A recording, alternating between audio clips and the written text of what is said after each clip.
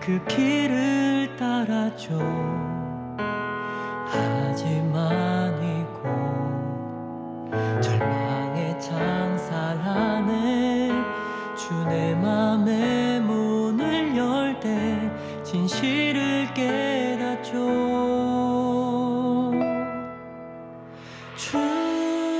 주는 다시죠 나의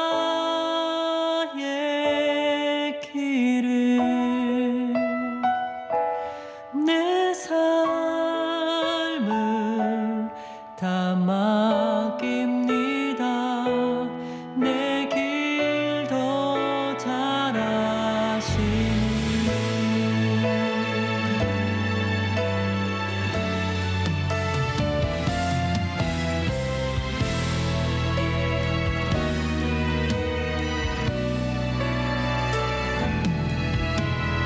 나도 모르는 시험 문제처럼 주님의 뜻을 찾지만 다 알 수 없었죠. 시련의 세월이 내게 준 한 가지 다 이해하지 못해도 주 신뢰하는 것. 내 주는 다시죠 나의 길을, 내 삶을 다 맡깁니다. 내 길 더 잘 아시니. 하늘 나는 새를 바라볼 때 그렇게 나도 날 수 있을 거야. 소망의 날개 펼 수 있도록 나를 이끄소서. 가르치소서. 내 주는 다시죠 나의 길을, 내 삶을 다 맡깁니다. 나 비록 알지 못하나 주님 더 잘 아시니.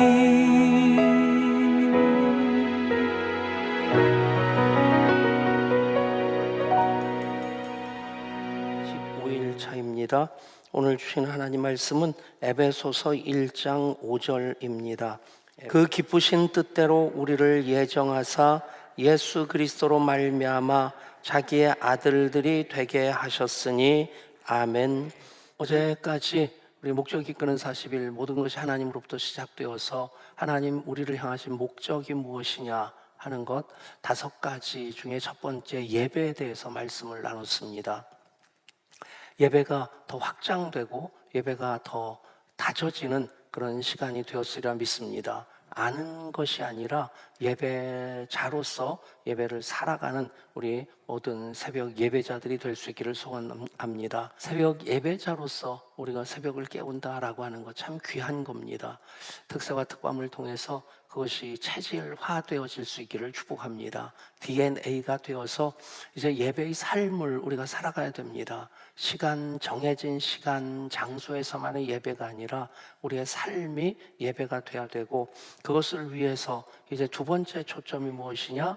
이제 교제입니다. 공동체라고 얘기해도 되고 교제라고 얘기도 해도 되겠고, 하나님께서 우리를 이제 자녀 삼으신 그 뜻이 하나님의 가족을 삼으시기 위해서입니다. 하나님도 공동체로 존재하시는 분이십니다. 성부, 성자, 성령 하나님 세 분의 하나님이신데 세 분이 한치 오차도 없이 그 어떤 것도 생각이나 방향성이나 사역이나 그 영광이나 그 모든 면에서 온전히 일치가 되어지시는 분이시기 때문에 삼위 하나님이 일체가 되시는 한 분 하나님이시다. 이거 되게 어려운 얘기입니다. 믿어지는 게 은혜입니다. 아멘. 그런데 그냥 복잡하게 생각할 것 아니고 트레이스, 휘포스타스, 미아, 우시아 그러면서 뭐 본질이 하나인데 그걸 이해하기 위해서 가면을 쓰고 각각 이렇게 성부의 가면을 쓰고 나오시고 성자의 가면을 쓰고 나오시고 성령의 가면을 쓰고 나오신다. 뭐 설명하려고 꽤나 많이 애썼는데 뭐 너무 복잡하게 생각할 것 없이 한 분 하나님이신데 삼위로서 일하신다. 그것은 한 분 하나님으로서 나를 구원하시고 나에게 복 주시고 온갖 좋은 일을 나에게 행하시기에 조금도 부족함이 없으신 하나님이신데 세 배나 더 나에게 좋은 일이 일어나도록 나를 복 주시고 또 하늘의 은혜 땅의 복으로 가득 채워주시고자 하나님이 삼위로 존재하시고 삼위로 일하신다. 하나님은 원래부터 삼위 하나님이시기 때문에 그게 어떻게 가능하냐 하는 것에 대해서 이해하려고 하는 노력보다는 그냥 믿으면 삼위일체 하나님을 만나게 됩니다. 아멘. 교회 역사가 그것을 증거하고 있고 또 성경이 삼위일체를 증거하고 있습니다. 근데 삼위일체 하나님 그 특징 중에 가장 중요한 것이 바로 공동체라고 하는 것입니다. 그래서 하나님께서는 또 하나님이 직접 만드신 두 개의 기관 이 땅에 있게 하시고 그 두 개의 기관을 통해서 하나님 그 생육하고 번성하고 충만하고 정복하고 다스리게 하시는 그 일들을 이루어 가십니다. 두 개의 기관이 무엇입니까? 가정과 교회입니다. 순서로 보면 하나님 창조의 질서가 가정으로서 완성이 되어지고 그 가정으로부터 교회가 시작되어집니다. 즉 가정으로부터 하나님의 구원의 역사가 시작되어집니다. 그 공동체로 존재하신 하나님께서 공동체를 만들어 주셨다. 우리가 이제 하나님의 가족으로 태어나서 하나님은 아빠 하나님과 더불어 하늘 가족으로 하나님과 한 가족 되어 살아갈 때 그것이 은혜가 되고 복이 되는 것 계속해서 확장될 수 있기를 축원합니다. 그냥 내가 아는 만큼만 내가 경험한 만큼만 하나님에 대해서 이해한다면 그건 굉장히 작을 수밖에 없습니다. 무소부재하신 하나님, 전능하신 하나님, 그 하나님 계속해서 만나면서 그 믿음이 확장되어지는 하나님 경험이 더 넓혀질 수 있기를 간절히 소원합니다. 하나님의 자녀다, 하나님의 아들과 딸이다. 하나님께서 그 일을 위해서 우리를 이 땅에 내셨고 그 일의 징표가 바로 세례라고 하는 것이죠. 세례 받음으로써 거듭난 하나님의 자녀가 되었다라고 하는 그런 표식을 갖게 되는 것이고 그 일이 중요하기 때문에 예수님께서 마지막으로 당부하시는 말씀이 아버지와 아들과 성령의 이름으로 세례를 베풀고 내가 너에게 분부한 모든 것을 가르쳐 지키게 하라. 교회로서의 사명, 제자들로서의 사명, 바로 하나님 가족을 계속해서 이제 확장시켜 나가는데 하나님의 가족의 그 증표가 무엇이냐? 바로 세례라고 하는 것입니다. 그렇게 세례를 받음으로써 하나님 자녀가 될 때 우리는 하나님의 자녀로서 하나님과 한 가족이 되어서 누리는 은혜 계속해서 더 풍성하게 경험하며 살아가게 될 줄 믿습니다. 이제 하나님의 자녀가 되었다. 여러분 이것이 얼마나 귀한 일입니까? 뭐 금수저, 흙수저 얘기하지 않습니까? 어떤 교회 제가 헌신예배인가 재직 세미나인가 갔었는데 담임 목사님이 저를 소개하면서 그렇게 소개를 하더라고요. 자기는 흙수저인데 백 목사님은 금수저래요. 제가 태어나가지고 금수저라는 말을 처음 들었어요. 뭐 기분 나쁘진 않은데 처음에는 내가 금수저인가? 아직까지 금숟가락 한 번 보지도 못했고 만지지도 못했는데 근데 그 다음에 그 목사님이 그 설명을 하더라고요. 자기는 이제 고등학교 때 예수님을 만나가지고 개과천선에서 목사가 됐는데 백 목사님은 아버님의 목사님이라고. 그래서 금수저래요. 여러분 금수저라고 생각하십니까? 흙수저라고 생각하십니까? 그냥 스탠수저 쓰실래요? 근데 그렇게 본다면 하나님이 내 아버지신데, 따라합시다. 우리는 다이아몬드가 박혀있는 금수저다. 아멘? 여러분, 뭐 금수저, 흙수저, 그냥 세상적인 기준으로 보면 뭐 아버지가 목사이시기 때문에 아들이 금수저다. 뭐 그런 말 들어도 뭐 기분 나쁠 건 아니죠. 근데 처음 들어본 말이라서 그렇게도 적용되나 하는 생각을 했었어요. 근데 세상적으로 보면 금수저, 흙수저 그 얘기가 되게 기분 나쁩니다. 근데 여러분, 성경적으로 보면, 영적으로 보면 누가 금수저냐? 우리가 금수저입니다. 그냥 금수저가 아니라 다이아몬드 박혀가지고, 이제 다이아몬드 박혀서 이렇게 숟가락질하면 까칠까칠할 것 같아요? 그럼 그냥 떼버리세요. 근데 여러분, 하나님 자녀된 우리들에게 여기 그 기쁘신 뜻대로 우리를 예정하사, 그 기쁘신 뜻대로 예정하셨다는 거예요. 온갖 하늘과 땅의 좋은 것으로 우리들에게 다 주시고자 하신 하나님의 계획이, 하나님의 목적이 그 기쁘신 뜻입니다. 그것을 통해서 바로 그것이 하나님의 계획이라면 그 계획이 어떻게 완성되어집니까? 예수 그리스도로 말미암아. 근데 성경에는 소위 대표 단수라고 하는 그런 표현으로 이해를 하시면 됩니다. 자기의 아들들이 되게 하셨으니, 그냥 읽을 때는 우리 12권사의 권사님들 읽을 때는 자기의 아들들이 되게 하셨으니 그냥 읽으시면 돼요. 근데 속으로는 자기의 딸들이 되게 하셨으니. 그러니까 아들이라고 나오는 말은 다 자녀라고 이해하면 됩니다. 그 당시에 이제 자녀를 일컬을 때 그냥 아들, 딸로 구분하지 않고 일반적으로 그냥 아들이라고 불러왔던 거예요. 아들이냐 딸이냐가 중요한 게 아니라 하나님을 아버지라 부르는 자가 중요한 겁니다. 아멘. 하나님을 아버지라 부르는 자는 좋은 일이 있으리라, 많이 있으리라. 여러분, 그 기쁘신 뜻대로 우리를 예정하셔서 예수 그리스도로 말미암아 자기의 아들들이 되게 하셨는데, 이게 하나님의 목적이라는 겁니다. 그 일을 통해 이루어진 것이 무엇이냐? 갈라디아서 4장 7절입니다. 그러므로 내가 이후로는 종이 아니요 아들이니, 아들이면 하나님으로 말미암아 유업을 받을 자니라. 유업. 예. 아버님 천국 가셨는데 상속에 대해서 뭐 이렇게 얘기할 거리가 없어요. 뭐 상속 받아서 그것 때문에 뭐 형제들끼리 다투고 법정 싸움하고 뭐 그런 일을 제가 하겠습니까마는 그냥 그런 것도 있어 봤으면 좋겠다. 뭐 안 좋을 일은 아니겠다. 근데 여러분, 우리들 세상에서는 상속받을 수도 있고 어떤 사람은 진짜 빚을 상속받잖아요.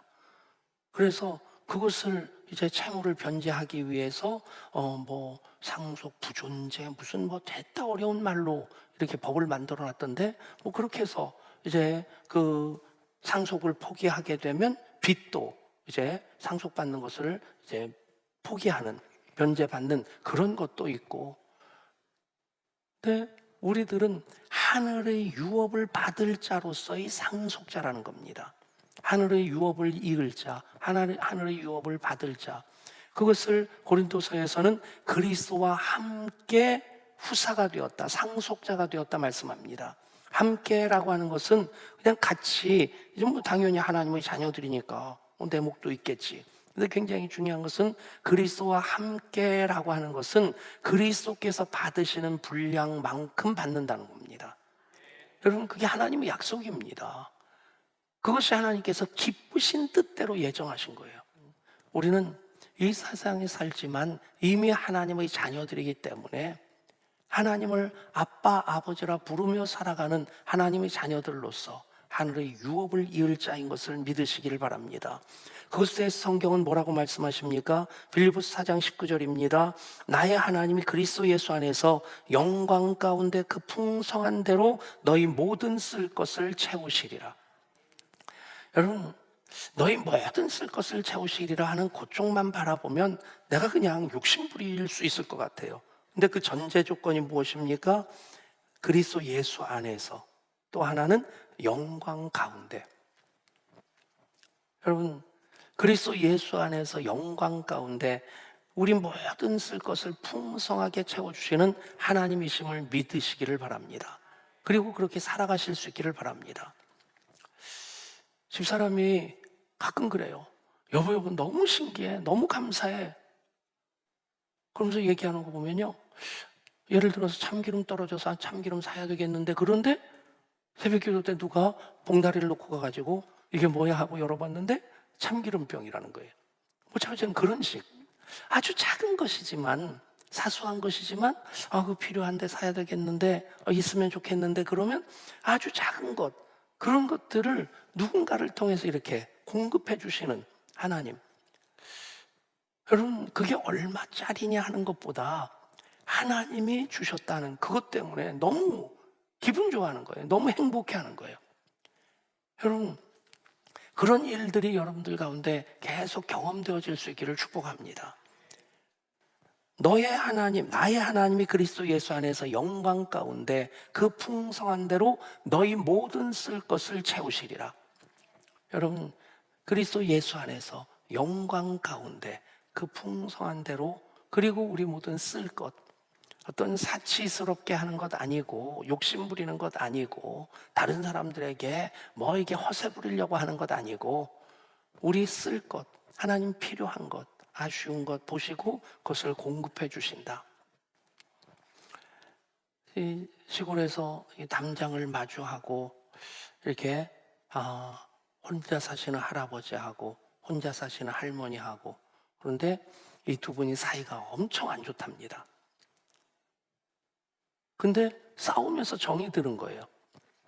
할머니는 또 교회 은퇴 권사님이고 새벽 기도부터 열심히 하시는데, 근데 언제나 기도를 이제 달고 사시는 분이세요. 교회에서만 기도하시는 분이 아니라 그냥 뭐 마당 쓸으면서도 하나님 쌀이 떨어졌는데, 하나님 뭐 이게 필요한데, 그러면서 그냥 궁시렁궁시렁 하면서 이제 마당도 쓸고, 예, 둘이서 그렇게 티격태격 하는데, 그러면서 정이 들어가지고 할아버지가, 근데 이제 듣다 보니까 쌀이 떨어졌다.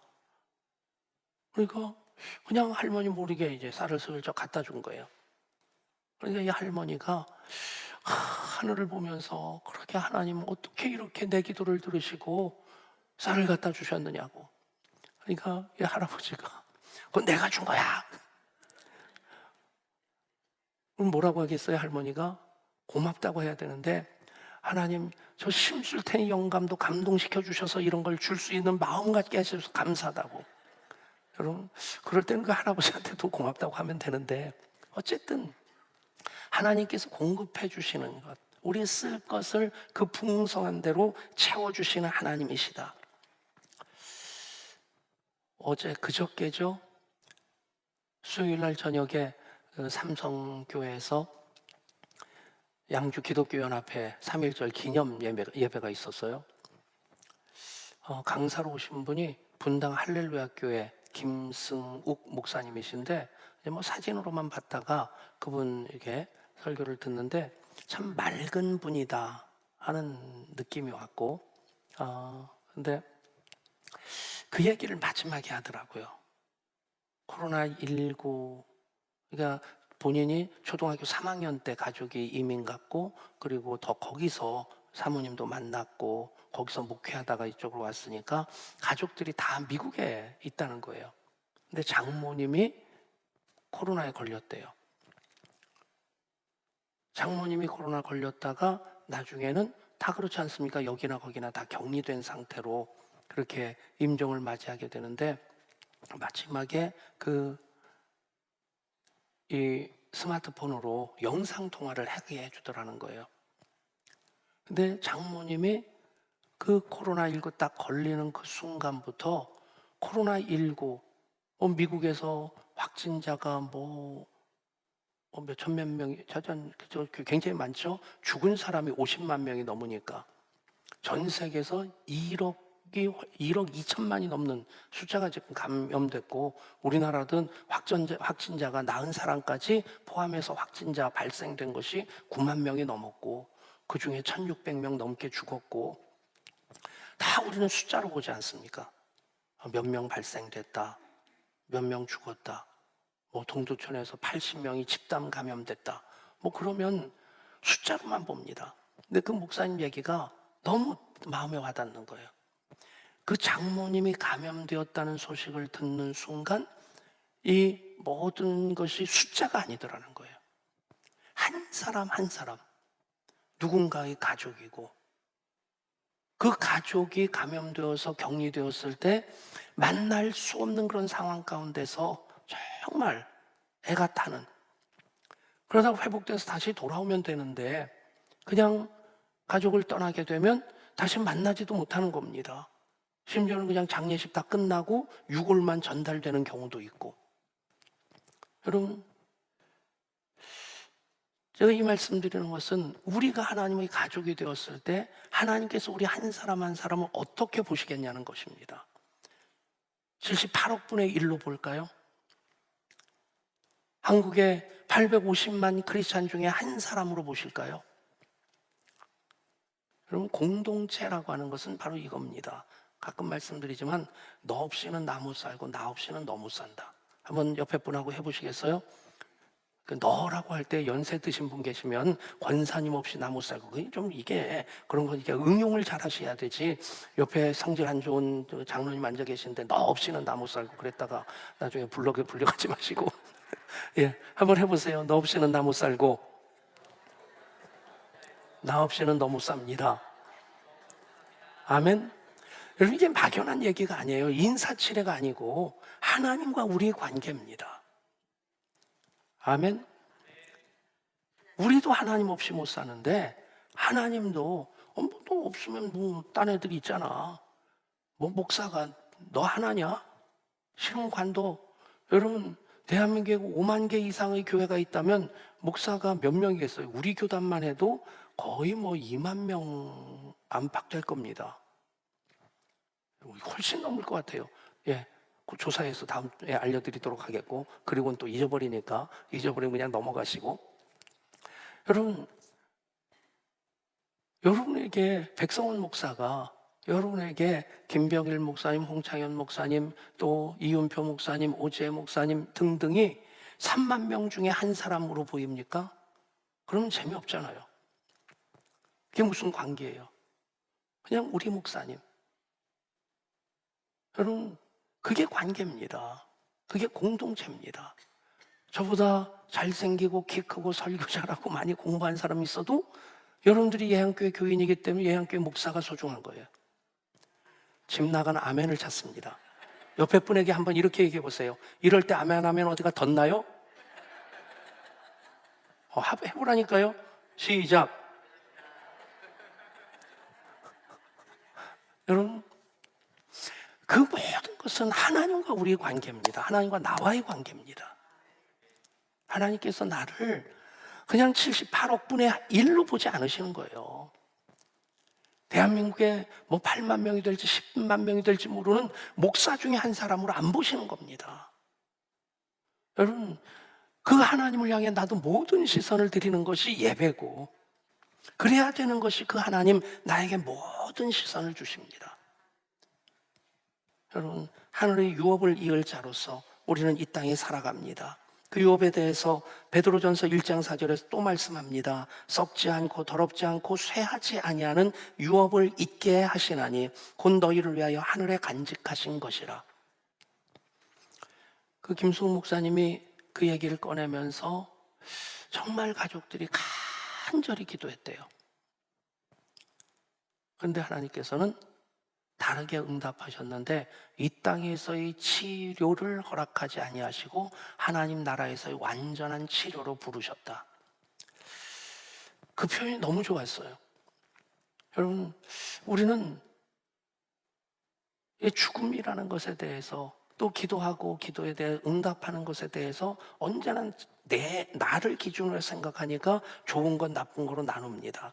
근데 하나님께서는 모든 때를 다 아름답게 하셨습니다. 그리고 사람에게 영원을 사모하는 마음을 주셨습니다. 하늘의 유업을 이을 자로서 그 유업은 썩지 않고 더럽지 않고 쇠하지 아니하는 유업이다. 여러분, 요즘 특세 특밤 때 계속 중보기도를 하니까 계속 중보기도 요청이 됩니다. 그 중보기도 요청이 되면 저는 여러분들보다 조금은 더 부담감을 가지고 기도하게 됩니다. 근데 그 부담감이 뭐예요? 좋아지고 낫고 통증이 없어지고. 그런데 여러분 김승욱 목사님 표현대로 하나님께서 이 땅에서의 치료를 허락하지 아니하시고 하나님 나라에서의 완전한 치료를 허락하셨다. 우리가 썩지도 않고 더럽지도 않고 쇠하지도 아니하는 하늘의 유업을 잇는 자들이기 때문에 그 고백을 할 수 있는 겁니다. 아멘. 장모님이라서 그런 거겠어요?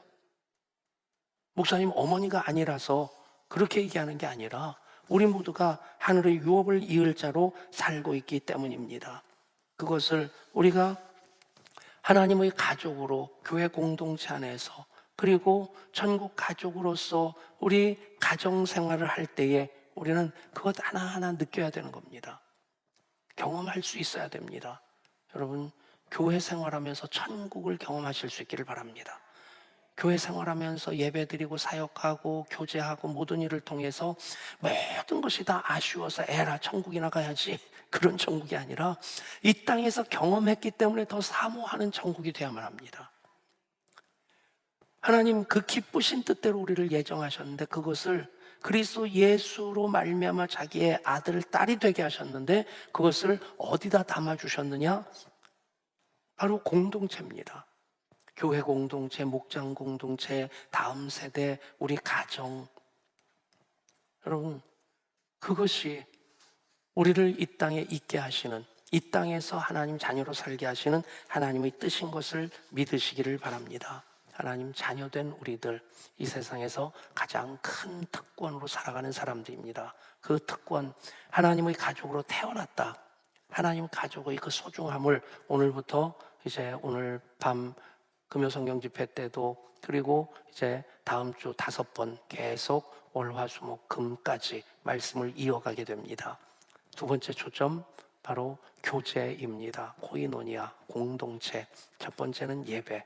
하나님 그 선하신 뜻대로 우리를 부르셨습니다. 내 길을